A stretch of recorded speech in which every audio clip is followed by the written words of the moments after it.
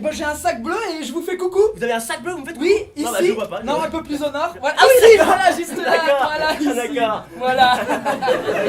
Juste là, voilà. Eh ben, je vous vois. Et ben je vous vois aussi, oui. Voilà. D'accord. Donc c'est vous? C'est moi, c'est ça, oui. Eh ben, tant pis. Voilà. Oui, alors du coup, moi je m'appelle Grégory Duré, je suis comédien dans la pièce Itinéraire bis, où j'interprète le rôle de Gaëtan. Gaëtan qui est un personnage du coup où j'ai pris énormément de plaisir à le jouer, à apprendre à le jouer, à apprendre à le connaître surtout. Je pense que c'est un personnage aussi qui est très attachant, qui est très franc, qui réfléchit pas forcément à ce qu'il dit, mais en même temps il est tout le temps sincère avec les personnages qu'il a face à lui. Et il a ce côté aussi complètement fou qui m'a énormément amusé à jouer. T'es sûr que tu doubles là? Bah oui, je double là, oui. Moi je pense qu'on n'y arrivera pas, mais Bah c'est moi qui vois, hein. Dans 200 mètres, y a plus qu'une voie. Tu Mais là, sais, je sais, je vois. Me stresse pas, hein. Eh ben accélère, au moins fais quelque chose.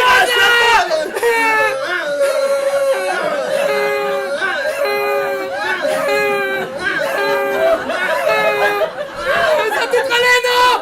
En tout cas, Fred, sache un truc, c'est que ça m'aura fait super plaisir de te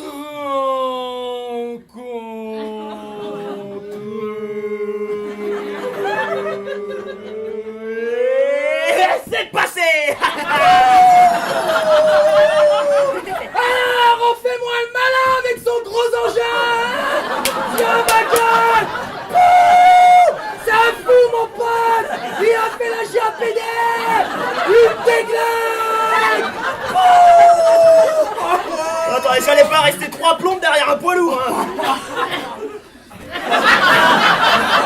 Donc moi c'est Peter Dervillez, je suis comédien et j'ai coécrit Itinéraire bis. Je joue le personnage de Frédéric Richard, le conducteur du covoiturage, qui propose un trajet entre Lyon et Nantes.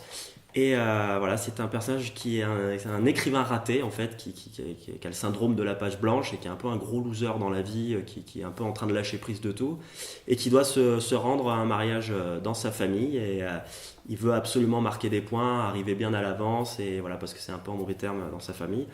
Et ce qu'il sait pas, c'est qu'il a choisi le mauvais covoitureur, donc Gaëtan, avec qui il va passer les heures les plus longues de sa vie.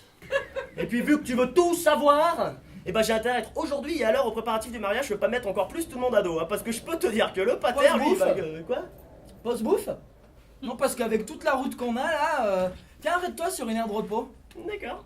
Donc le mec ne m'écoute pas. Il fait même pas semblant. Je suis tout seul. Là, il y a une sortie là.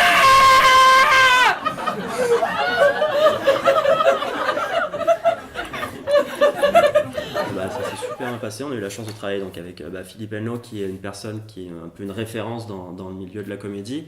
Il a un très gros CV, c'est un très bon comédien, un très bon auteur, un très bon metteur en scène. Et Philippe a réussi aussi à rendre vivant justement cette pièce, puisque le fait d'être enfermé dans une voiture sur simplement 2 chaises, sur scène en plus face à un public, c'est pas évident, on n'avait pas beaucoup d'idées pour la mise en scène, pour comment faire vivre tout ça, et lui il a trouvé les petites astuces, des choses, on fait des bruitages, on fait du mime beaucoup, on s'amuse avec ça même.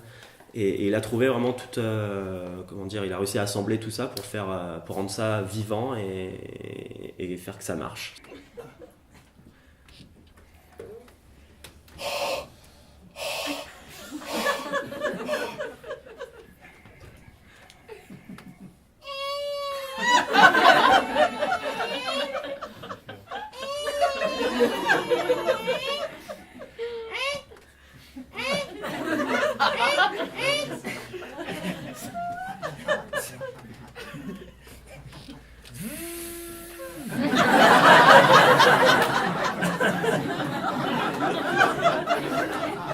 C'est un petit peu un film, c'est la première road comédie. C'est ça. Enfin la première, je sais pas, en tout cas une road comédie.